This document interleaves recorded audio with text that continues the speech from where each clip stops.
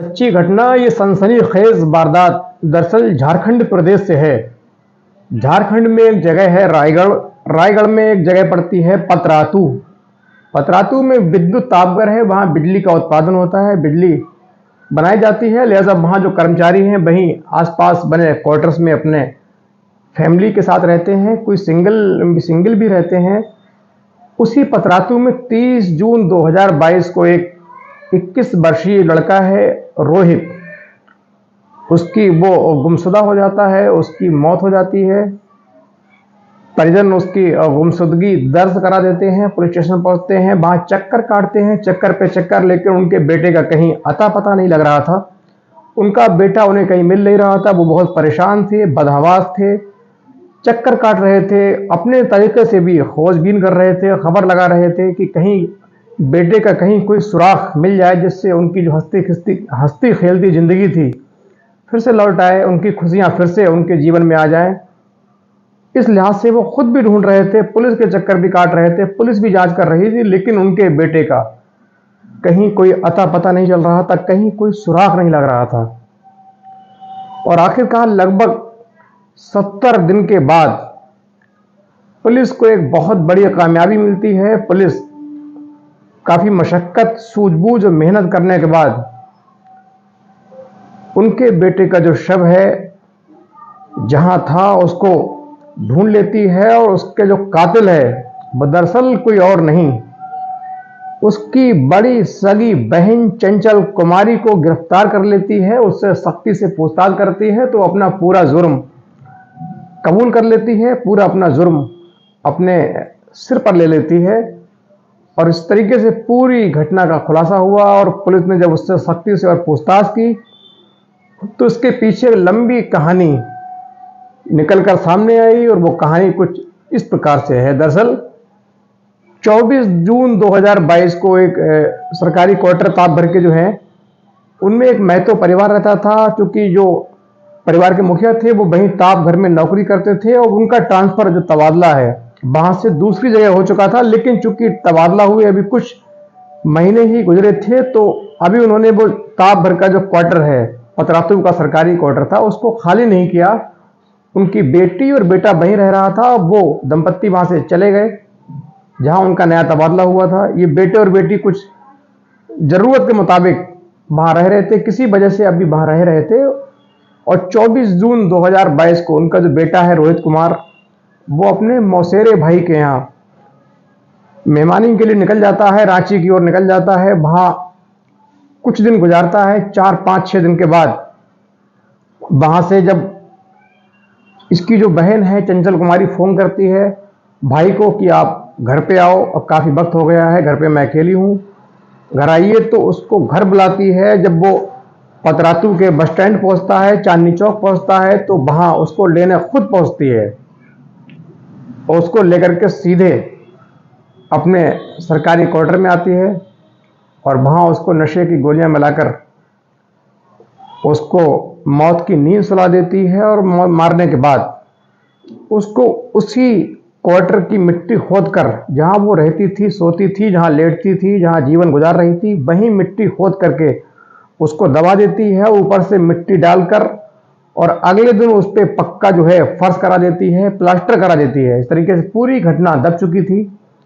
घर वाले ढूंढ रहे थे, बेचैन थे, परेशान थे। चंचल कुमारी खुद बहुत रो रही थी, और हर जगह उसको ढूंढने की एक फॉर्मेलिटी जो है, जो औपचारिकता है, उसे पूरी कर रही थी, ढूंढ रही थी। लेकिन चूंकि अब 2.5 महीने के बाद पुलिस को पूरा सुराग मिल गया, उसने इसको गिरफ्तार किया। तो उसके पीछे जब कहानी जो नजर आई, तो पूरी कहानी जो है वो आपको मैंने बताई कि इसने उसको किस तरीके से मारा, दबाया, फिर प्लास्टर किया, और वहीं इस केस को दबा दिया।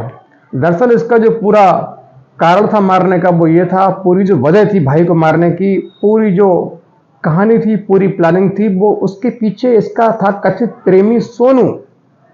जो सोनू इसका प्रेमी था वो पास के गांव में रहता था, उससे इसके संबंध थे और नजदीकियां बहुत ज्यादा बढ़ी हुई थी। लिहाजा उसका अक्सर इसके क्वार्टर पर आना जाना था। पिताजी दूर जगह उनका तबादला हो चुका था, लिहाजा वो पास थे नहीं। क्योंकि भाई साथ रहता था, तो भाई ये सारी जो इनकी हरकतें हैं, जो इनकी घटनाएं हैं वो देखता रहता था, इनका मिलना जुलना आना जाना सब देखता रहता था। लिहाजा उसको दिक्कत हुई। उसने, चूंकि बहन बड़ी है, 5 साल, लगभग 4-5 साल उसकी बहन उसकी बड़ी थी, तो बड़ी बहन को थोड़ा कंट्रोल करना या एक फोर्स देकर समझाना थोड़ा मुश्किल होता है छोटी बहन के मुकाबले। छोटी बहन के बनस्बत बड़ी बहन को समझाना थोड़ा मुश्किल होता है। लिहाजा उसने समझाया, मना किया, लेकिन बहन पर एक प्रेम का एक भूत सवार था, उस पर जुनून सवार था, आशिकी का। उस आशिकी के आगे उसके भाई की जो रिश्ता है, जो भाई का प्यार है, वो छोटा पड़ जाता है और वो भाई को अपने रास्ते से हटाने का एक गंभीर अपराध करने का प्लान बनाती है। कृत्य करने का एक खौफनाक जो प्लान है उसको बनाती है, भाई को मारने की सोचती है, जिससे उसका प्रेमी के साथ मिलना जुलना लगातार जारी रह सके, प्रेमी से मिल सके और उसकी जो दीवानगी है उसमें कोई कमी ना आए। लिहाजा उसने अपने भाई को ही अपने रास्ते से हटाने का प्लान बना लिया, मंसूबा बना लिया, पूरी प्लानिंग तय कर ली। और फिर एक दिन 24 जून 2022 को भाई जो है, उसका छोटा भाई रोहित, वो अपने मौसेरे भाई के यहाँ घूमने जाता है, 5-6 दिन रहता है। उसके बाद ये उसको कॉल करती है कि भाई घर आओ। वो घर आता है, उसको बस स्टैंड लेने जाती है, लेकर के इस घटना को, वारदात को अंजाम देती है। और पुलिस, जो कि ये बिल्कुल आम जीवन जी रही होती है, बिल्कुल खौफ से अनजान होती है, उसी घर में जहां भाई की लाश दबी है, जहां भाई मिट्टी के अंदर दबा हुआ है, दफन है, वहीं रह करके खा रही होती है, पी रही होती है, प्रेमी से मिल रही होती है।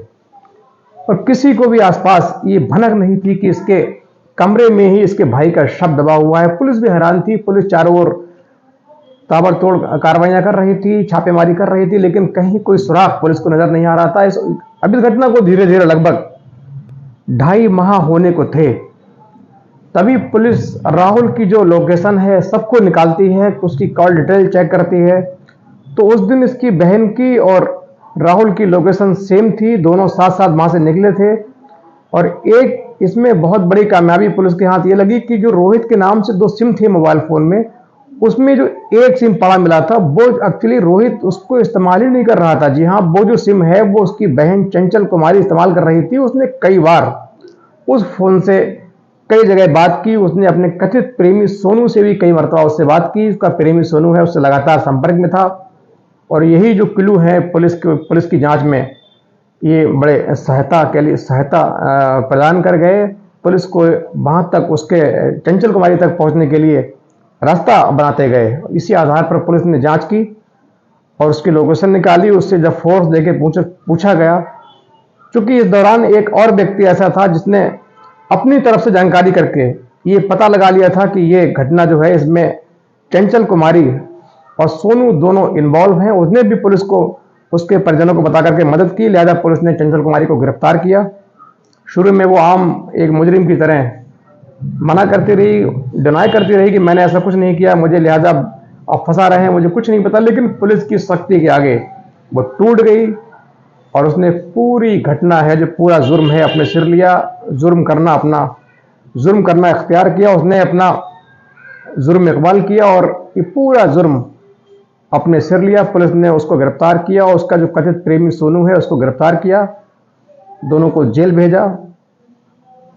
जेल भेजने के बाद सोनू का जो अंतिम संस्कार है उसको एक मजिस्ट्रेट की मौजूदगी में, चूंकि पहले ही निकाल चुके थे, इनको जेल भेजने से पहले सोनू के शव को निकाल चुके थे, उसका पूरा रीति रिवाज से फिर से अंतिम संस्कार किया गया। और लोगों के सामने जब ये घटना घटी तो लोगों के रोंगटे खड़े हो गए। लोग भाई बहन के जैसे पवित्र बंधन पर शक करने लगे। वो सोचने पर मजबूर हो गए कि एक बहन कैसे अपने सगे भाई का एक प्यार की खातिर मर्डर कर सकती है, उसका कत्ल कर सकती है। लोगों में बड़ी हैरानी थी, असमंजस थी और बहुत गुस्सा था।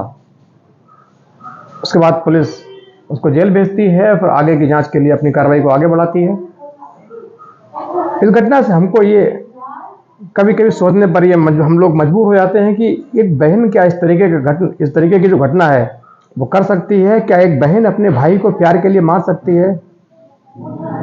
जो अत्यंत एक जघन्य है। भाई बहन का जो प्यार होता है, जो उनके अंदर उनका जो रिश्ता होता है, बहुत पवित्र और सबसे गंभीर गाढ़ा रिश्ता माना जाता है। सबसे ज्यादा मोहब्बत वाला रिश्ता भाई बहन का माना जाता है। लेकिन इन घटनाओं से कहीं ना कहीं उस रिश्ते को भी कलंकित होना पड़ता है। उन रिश्तों पर भी कभी कभी शक सा हो जाता है।